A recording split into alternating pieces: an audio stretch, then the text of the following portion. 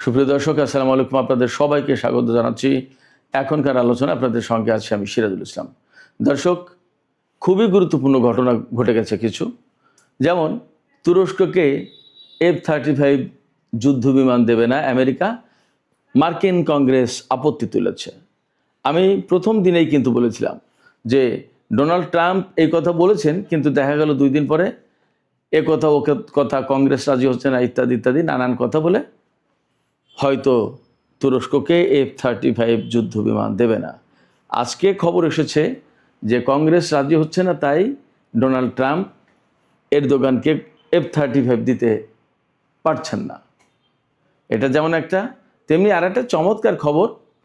America বিভিন্ন মাধ্যমে ইরানের কাছে প্রস্তাব দিয়েছে যে সাময়িক সময়ের জন্য যুদ্ধবিরতি করো, এবং তারা পাকিস্তানের মধ্যস্থতায় যে সমঝোতা স্মারক সই হয়েছিল সেই স্মারকে ফিরতে রাজি, তবে এর সাথে যুক্ত করতে হবে ইয়েমেনের হুতিদেরকে।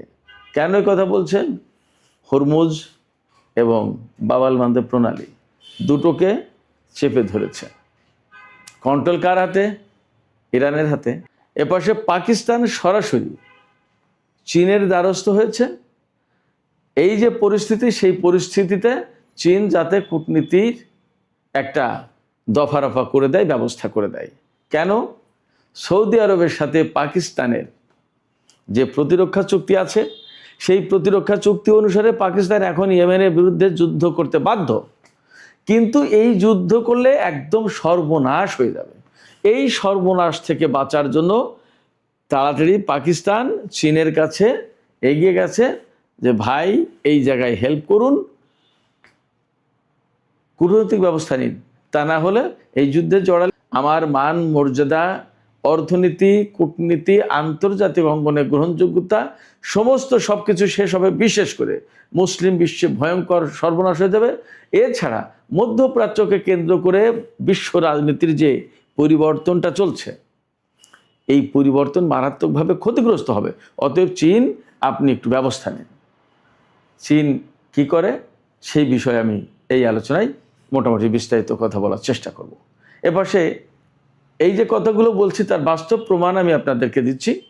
গত যে রাতটা গেছে, অর্থাৎ শুক্রবার দিবাগত রাতে আমেরিকা ইরান কেউ কাউকে হামলা চালায়নি বলে খবর পাওয়া যাচ্ছে।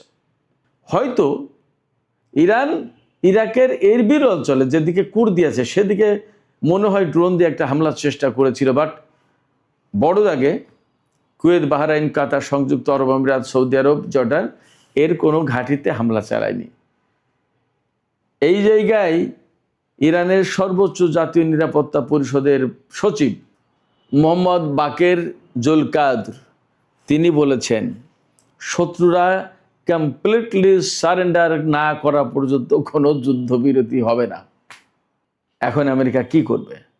আরও মজার একটা খবর দিয়ে আমি বিস্তারিত আলোচনায় চলে যাই। এখানেই জানাতে হবে আপনাদেরকে, হরমুজ প্রণালী এলাকার যে উপকূলীয় এলাকা জাস্ক বন্দর আছে, সেখানে একটা বন্দর আব্বাস, জাস্ক বন্দর, তারপরে চবাহার বন্দর, এই জাস্ক বন্দর ওই এলাকার স্থানীয় লোকজন, আমি একদিন বলেছিলাম না যে লাঠি সোটা নিয়ে ঘোরাঘুরি করছে, এবার লাঠি সোটা না, এবার হাতে বন্দুক অস্ত্র নিয়ে ঘোরাঘুরি করছে, পাহারা দিচ্ছে। হরমুজ প্রণালী এলাকার উপকূল ভাগ পাহারা দিচ্ছে, এবং তারা অপেক্ষা করছে যে আমরা অপেক্ষা করছি মার্কিন সেনারা কবে আসবে। পরিস্থিতি এই রকম। ইরানের লোকজন টকবক করে ফুটছে আমেরিকার বিরুদ্ধে স্থলযুদ্ধ করার জন্য। আমেরিকা কি আদৌ এই স্থলযুদ্ধের ঝুঁকি নেবে? ডোনাল্ড ট্রাম্প কিন্তু এখনো বলে যাচ্ছেন ইরান এখন চুক্তির ব্যাপারে খুব সিরিয়াস, তারা চুক্তি চাই, তো দেখি তারা কি করে, এবং এই জন্য আমরা একটু অপেক্ষা করছি। কিন্তু আসলে কি ইরান চুক্তির জন্য সিরিয়াস ডোনাল্ড ট্রাম্প? কারণ 12-13 দিনের যে যুদ্ধ হলো, এতে আমেরিকার ঘাঁটিগুলো আর আস্ত নেই মধ্যপ্রাচ্যে। সুপ্রিয় দর্শক, চলুন আমরা বিস্তারিত আলোচনা করি এই সব বিষয় নিয়েই। আর যদি আলোচনা ভালো লাগে তাহলে নিশ্চয়ই আপনারা লাইক, কমেন্ট, শেয়ার করবেন এবং চ্যানেলটি সাবস্ক্রাইব করে সাথে থাকবেন। দর্শক, প্রথমেই যে কথা বলেছিলাম যে তুরস্ক দিয়েই শুরু করি। তুরস্কের প্রেসিডেন্ট রজব তাইয়েব এরদোগান, যাকে অনেকে রিসেপ তাইয়েব এরদোয়ান বলেন, তিনি কিছুদিন আগে তুরস্কের রাজধানী আঙ্কারায় নেটো জোটের শীর্ষ সম্মেলন হয়েছিল। সেই সম্মেলনে পৃথিবীর অর্থাৎ নেটো জোটের যে সমস্ত সদস্য দেশের সরকার বা রাষ্ট্রপ্রধান এসেছিলেন তাদেরকে পিস্তল গিফট করেছিলেন।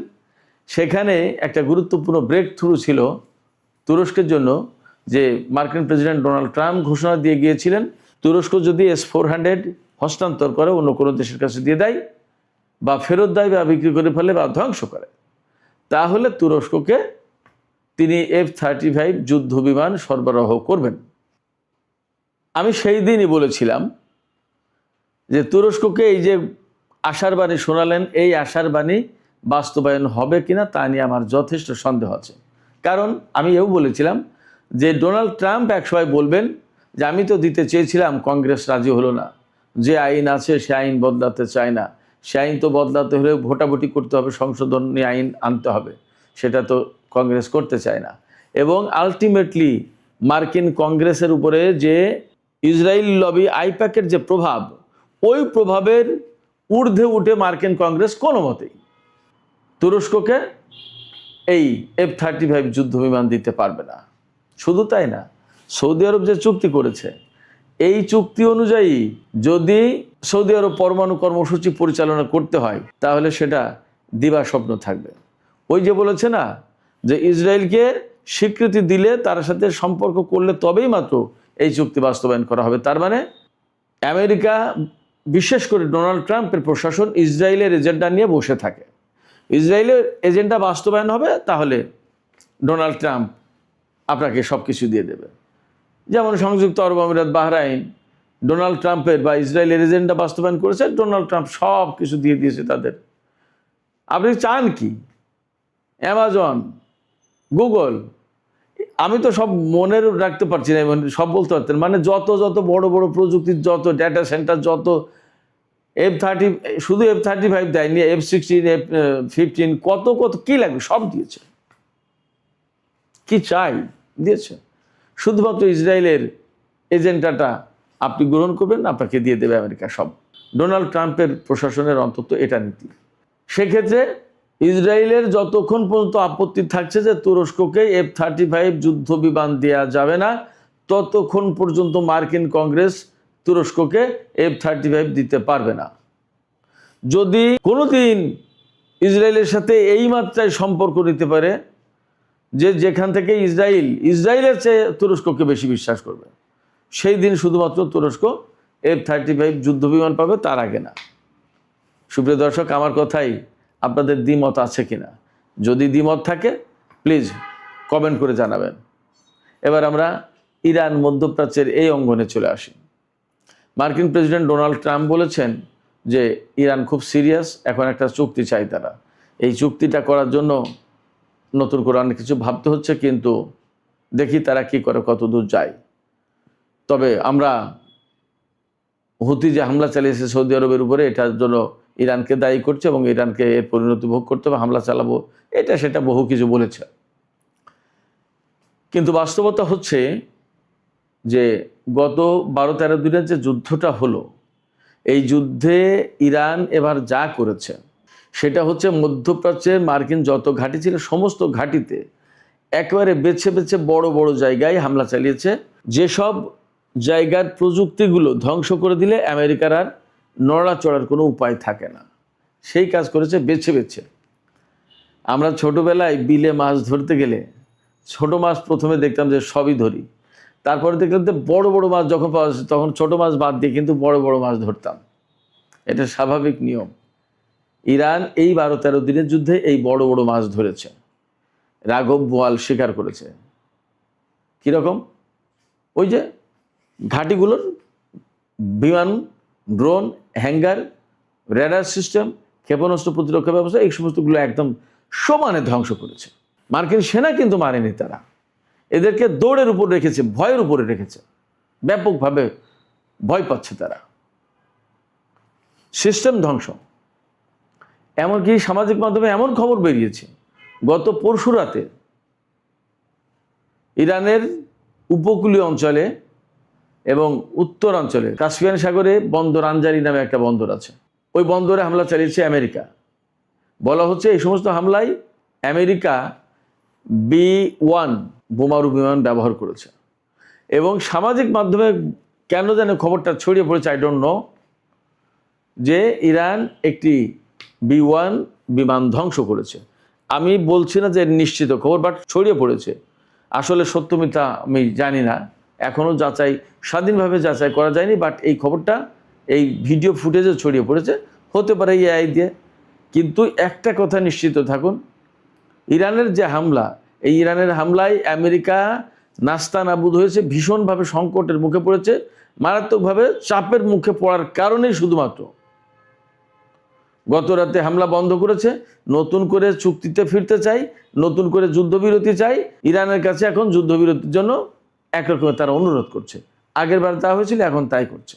এই জায়গা থেকে কাতার আহ্বান জানিয়েছে যে পাকিস্তানে যে ইসলামাবাদ সমঝোতার স্মারক সই হয়েছিল পাকিস্তানের উদ্যোগে, বিশেষ করে সেই সমঝোতার স্মারকে ফিরতে হবে দুই পক্ষকে, কাতার বলছে।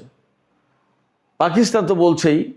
পাকিস্তানের পররাষ্ট্রমন্ত্রী ইসহাকদার গতকাল সাংহাই সহযোগিতা সম্মেলনে গিয়েছিল, সেখানে ইরানের পররাষ্ট্রমন্ত্রীর সাথে কথা বলেছে, সেখানে রাশিয়ার পররাষ্ট্রমন্ত্রী ছিলেন, চীনের পররাষ্ট্রমন্ত্রী ছিলেন, সবার সাথে কথা হয়েছে এবং নতুন করে কূটনৈতিক উদ্যোগের কথা বলছেন। এবং এই জায়গা থেকে পাকিস্তান চীনকে একদম আনুষ্ঠানিকভাবে অনুরোধ করেছে ভেতরে ভেতরে যে আপনারা একটু দয়া করে আসুন, উদ্যোগী হন।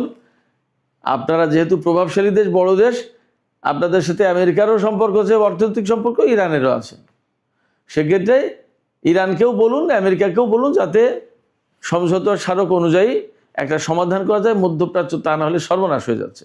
এবং এখানে সৌদি আরব আর ইয়েমেনের ভিতর যেহেতু বড় রকমের সংঘাত শুরু হয়ে গেছে এবং পাকিস্তানের সাথে সৌদি আরবের নিরাপত্তা চুক্তি আছে, এই নিরাপত্তা চুক্তি অনুসারে পাকিস্তান সৌদি আরবের পক্ষে যুদ্ধ করতে বাধ্য। এই অবস্থায় পাকিস্তান পড়েছে মহাবিপদে।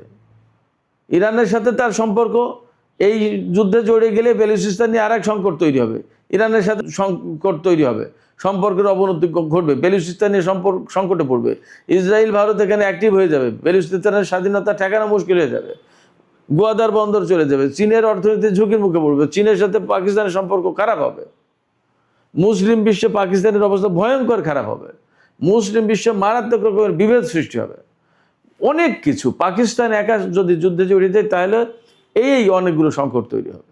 এই অবস্থায় পাকিস্তান চীনকে বলেছে যে আপনারা একটু সাহায্য করুন, এই কূটনৈতিক উদ্যোগ নিয়ে দুই পক্ষকে একটা শান্তির দিকে আনা যায় কিনা সেই চেষ্টা করুন। এবং চীনও দেখছে যে তার তো অর্থনৈতিক চাপের মুখে, বাব আল মানদেব প্রণালী, হরমুজ প্রণালী বন্ধ হয়ে গেলে চীন তো প্রতিদিন প্রায় 60-65 লাখ ব্যারেল তেল এই মধ্যপ্রাচ্য থেকে নেয়। এখন এগুলো বন্ধ হয়ে যাচ্ছে, চীনের অর্থনীতি তো ঝুঁকির মুখে পড়েছে। এই অবস্থায় চীনও হয়তো একটা উদ্যোগী হবে। সবচেয়ে বড় কথা, এখানে আমেরিকার প্রয়োজনটাও কিন্তু কম না। আমেরিকার হাতে আর অস্ত্র আছে সাকুল্যে 4 সপ্তাহ থেকে 1 মাস যুদ্ধ চালাতে পারবে তারা, এরকম রিপোর্ট আছে। তাদের তেলের দাম যে পর্যায়ে গেছে তাতে আমেরিকার অর্থনীতিও চাপের মুখে, সেখানে তেলের দাম প্রচুর বেড়ে গেছে, সারা বিশ্বে বেড়েছে, মারাত্মক অনিশ্চয়তা তৈরি হয়েছে। গত 40 দিনের যুদ্ধের সময় তেলের যে অনিশ্চয়তা তৈরি হয়েছিল তার চেয়ে এখন অনেক বেশি মারাত্মক অবস্থা। কারণ আগেরবার হরমুজ প্রণালীর প্রবলেম ছিল, এবার হরমুজ প্রণালী বা বাব আল মানদেব প্রণালী দুটোই সংকটে, দুটোই বন্ধ এবং রীতিমতো দুই জায়গায় যুদ্ধ চলছে। অতএব বিশ্ব অর্থনীতি কলাপস করবে। হরমুজ প্রণালীর যেমন কন্ট্রোল ইরানের হাতে নিয়েছে, তেমনি বাব আল মানদেব প্রণালীর কন্ট্রোল ইয়েমেনের হুতিদের হাতে। আর এই ইয়েমেনের হুতিরা বেসিক্যালি নিয়ন্ত্রিত হয় ইরানের মাধ্যমে। সেক্ষেত্রে এখানে যদি ইরানের সাথে চুক্তি না করা হয় তাহলে কারোর কোনো উপায় নেই। ইরানকে যেভাবে আসলে চিন্তা করেছিল আমেরিকা, আসলে টোটাল হোমওয়ার্ক না করেই তারা যুদ্ধে জড়িয়ে গেছে। সেই কারণে এখন ইরানের সাথে যুদ্ধ করতে এসে দেখে যে মহাবিপদ। একবার হরমুজ আটকে দেয়, একবার বাব আল মানদেব প্রণালী আটকে দেয়, একবার মধ্যপ্রাচ্যের ঘাটি মাটি সব তছনছ করে দেয়। এখন পরিস্থিতি এমন, আমেরিকার সামনে শ্যাম রাখি না কুল রাখি এই পরিস্থিতি। এই পরিস্থিতিতে যদি নতুন করে যুদ্ধবিরতির দিকে না যায় তাহলে মহাসংকটে চীনের অর্থনীতি, মহাসংকটে পাকিস্তান, মহাসংকটে সৌদি আরব, মহাসংকটে আমেরিকা। এই অবস্থায় ইরানকে রাজি খুশি করাতেই হবে। কিন্তু ইরানকে রাজি খুশি করাতে গেলেই কি হবে? এত সহজেই তারা কি ছেড়ে দেবে? না। জাতীয় সর্বোচ্চ নিরাপত্তা পরিষদের সচিব মোহাম্মদ বাকের জুলকাদর তিনি সুস্পষ্ট ঘোষণা দিয়েছেন আজকে 25 জুলাই যে শত্রুরা পুরোপুরি সারেন্ডার না করা পর্যন্ত, অর্থাৎ আমেরিকা ইসরায়েল পুরোপুরি সারেন্ডার না করা পর্যন্ত তাদের সাথে কোনো যুদ্ধবিরতি হবে না। কেন?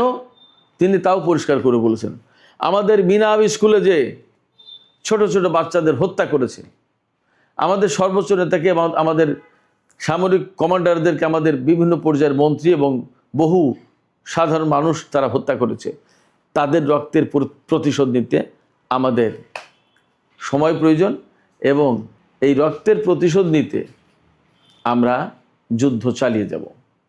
সেক্ষেত্রে আমেরিকা চাইলেই এবার আর সম্ভবত যুদ্ধবিরতি করতে পারবে না।